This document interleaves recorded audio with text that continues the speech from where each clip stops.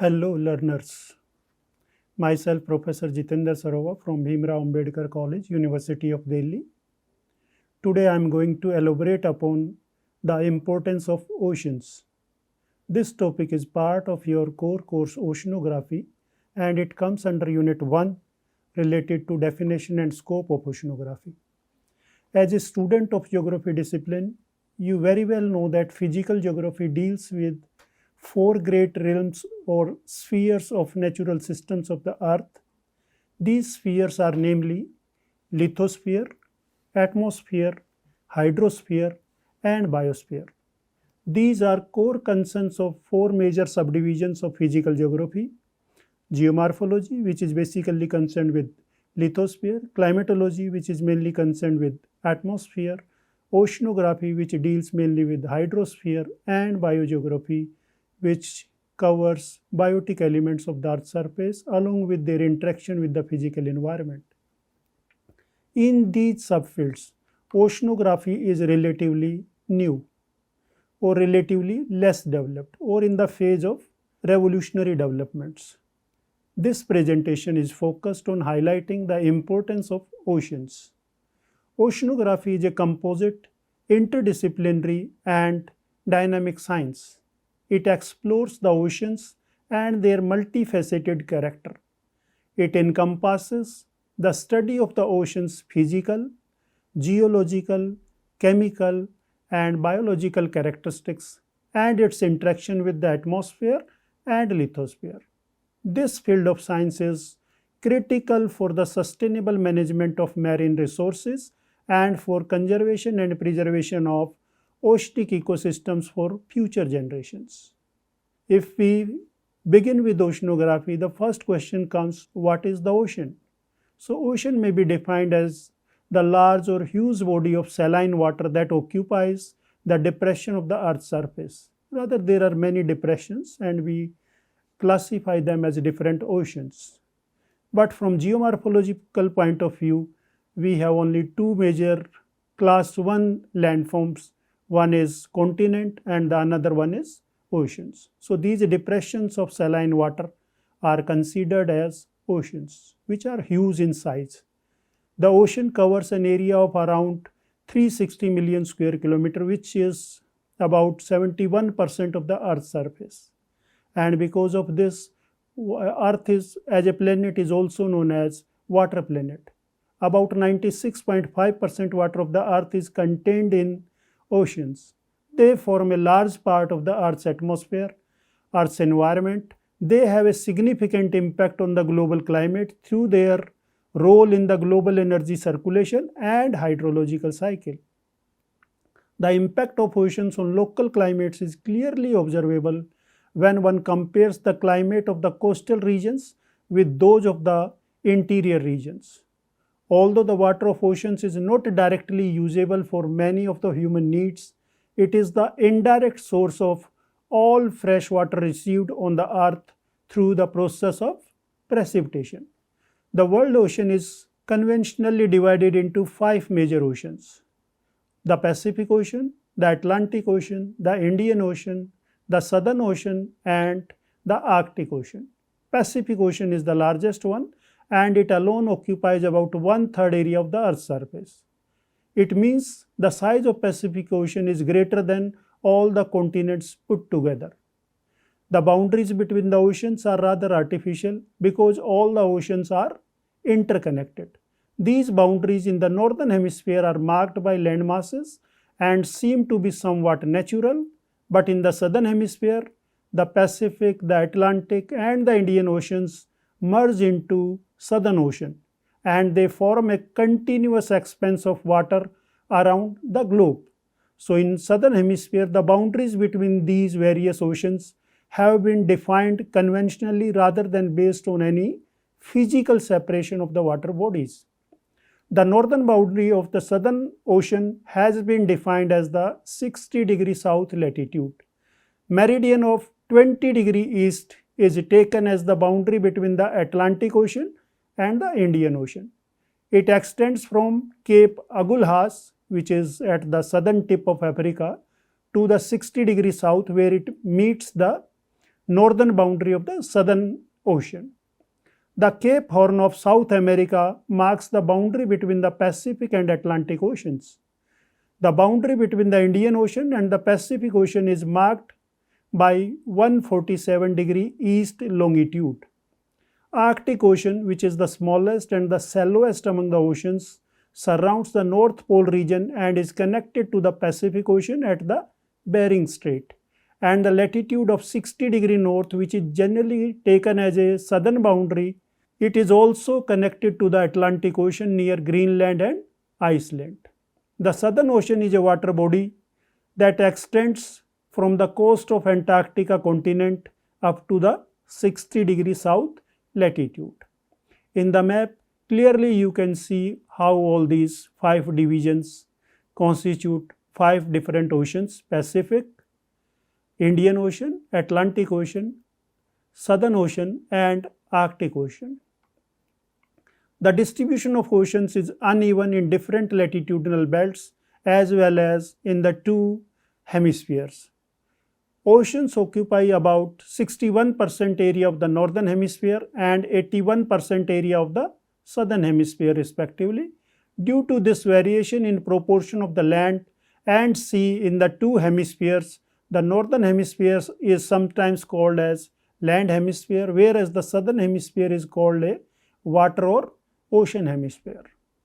The oceans, they play a vital role for maintaining life on Earth's surface and for sustaining its biodiversity. The ocean produces over half of the world's oxygen.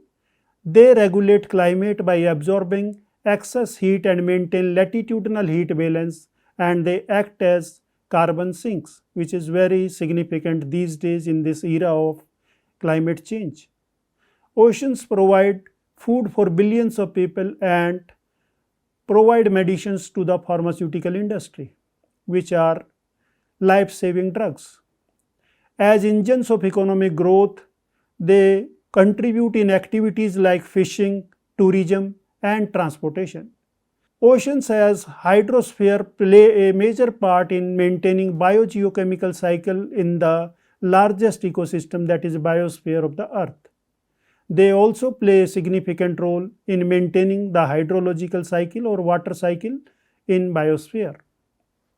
They are source of energy and mineral resources, and on the basis of study of the ocean floor, mainly the study of magnetic anomalies and age of rocks, the scholars were able to conclude that sea floor is spreading, and this idea of sea floor spreading provided the base for the development of the latest theory of plate tectonics, which explains orogeny, seismicity, volcanicity, and formation of mid-oceanic ridges or seafloor trenches, etc. Marine sediments present on the ocean floor, they have worked as excellent proxy evidences for explaining climatic changes of the past. Oceans provide food to a large section of the humanity and provide very cheap means of transportation. With limited resources on the land and a growing population, the humanity will be looking more and more towards the oceans for a variety of resources. With the development of science and technology during the last few decades, our knowledge about oceans has increased manifold, and the importance of oceans is increasing day by day. Today, there is an increasing realization that our dependence on oceans for food, minerals, and energy resources will be increasing in the future. Harnessing of ocean resources would be necessary for the continuation of the human civilization. The significance of oceans in geography is ultimately derived from their vastness and richness. If we try to understand the role of oceans in hydrological cycle, then we very well know what is hydrological cycle. Hydrological cycle is basically circulation of water, and water circulates within atmosphere, biosphere, lithosphere, cryosphere, and hydrosphere in a great series of continuous interchanges of both geographical position and physical state. So, water readily shifts from the solid, liquid, and gaseous states Two additional physical changes which skip the liquid state of water entirely are sublimation, or another one is deposition, when water vapor forms ice directly. During phase changes in the state of water from solid to liquid, which is basically melting, or liquid to gas, which is evaporation, or solid to gas, which is sublimation, latent heat is absorbed. When the change direction is the other way, means the reversal, that is from liquid to solid, simply freezing, gas to liquid, that is condensation, or gas to solid, that is deposition, the same latent heat is released. This diagram in a generalized manner represents this hydrological cycle in terms of phase changes as well as in terms of changes in geographical positions.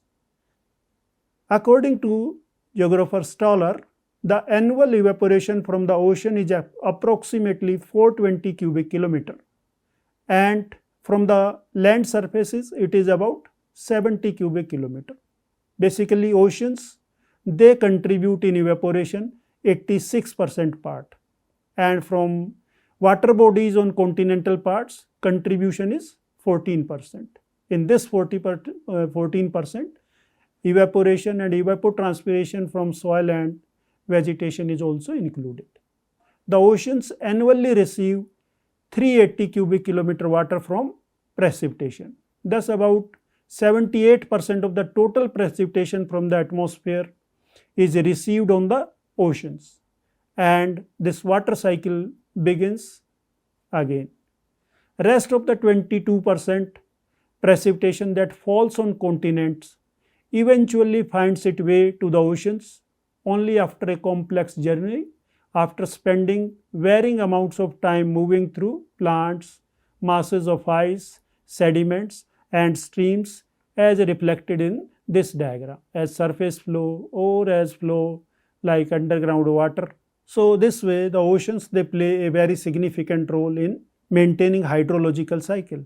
At the level of oceans, there is an imbalance between amount of water lost to evaporation, because it was around 420 cubic kilometer per year, and the amount gained through precipitation, which was around 380 cubic kilometer per year. This imbalance of 40 cubic kilometer per year is balanced by surplus of water at the land surfaces, and this water moves from continental parts as groundwater or as surface flow in terms of streams and rivers towards the oceans again. Therefore, the overall hydrological cycle is balanced because the amount of evaporation from oceans and evapotranspiration from land equals the average annual precipitation over the Earth's surface, including continents and oceans. And oceans, they play dominant role in this cycle. Latest idea is this, that we have sustainable development goals. They also identified that yes, oceans are very significant. Specifically, it is mentioned in goal number 14 of Sustainable Development Goals, which are to be achieved by the year 2030. The focus is on conservation and sustainable use of oceans, seas, and marine resources. A healthy ocean and sea are essential for human existence and life on Earth. The diversity of species found in the oceans offers great promise for pharmaceuticals. It provides key natural resources including food, medicines, biofuels, and other products. It helps with the breakdown and removal of waste and pollution. Coastal ecosystems of the ocean act as buffers to reduce damage from tropical disturbances or storms or cyclones, hurricanes, etc. It also acts as the planet's greatest carbon sink. The ocean absorbs around 23% of the annual carbon dioxide emissions generated by human activity, and this way they help in mitigating the impacts of climate change. The oceans has also absorbed more than 90% of the excess heat in the climate system. Ocean heat is at record high levels, causing widespread marine heat waves, threatening its rich ecosystems and killing coral reefs around the world. With widespread and intense global coral bleaching events which have become more frequent, and in the year 2025 also we have many widespread incidents of coral bleaching. Marine pollution is reaching extreme levels with over 17 million metric tons clogging the oceans in 2021 itself, and it is estimated that this figure may double or triple by the year 2040. And within these pollutants, plastic is the most harmful type of ocean pollution. Despite increased conservation efforts, only 8.4% of the ocean is currently designated as marine protected area, which is well below the target set for 2023, which is 30%. Currently, the ocean's average pH is 8.1, which is about 30% more acidic than in pre-industrial times. Ocean acidification threatens the survival of marine life, disrupts the food web, and undermines vital resources provided by the ocean. Ocean is our planet's life support, and they regulate the global climate system.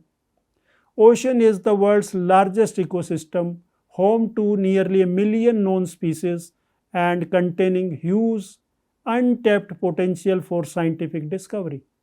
About 80% of all tourism takes place in coastal areas.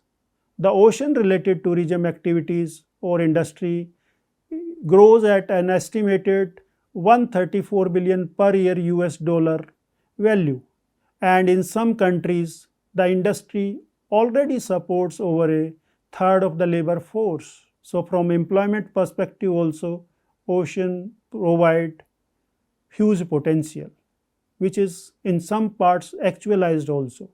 Furthermore, marine fisheries provide 57 million jobs globally and provide the primary source of protein to over 50% of the population in LDCs, that is in the least developed countries. Ocean warming, acidification, overfishing, and illegal practices continue to threaten marine ecosystems. Despite the critical importance of conserving oceans, decades of irresponsible exploitation has led to an alarming level of degradation. Keeping in mind the significance of oceans, therefore, careful management of oceans is a key feature of a sustainable future. So if we have to sustain Earth as a living planet, we have to sustain ocean. Thank you. Thank you very much.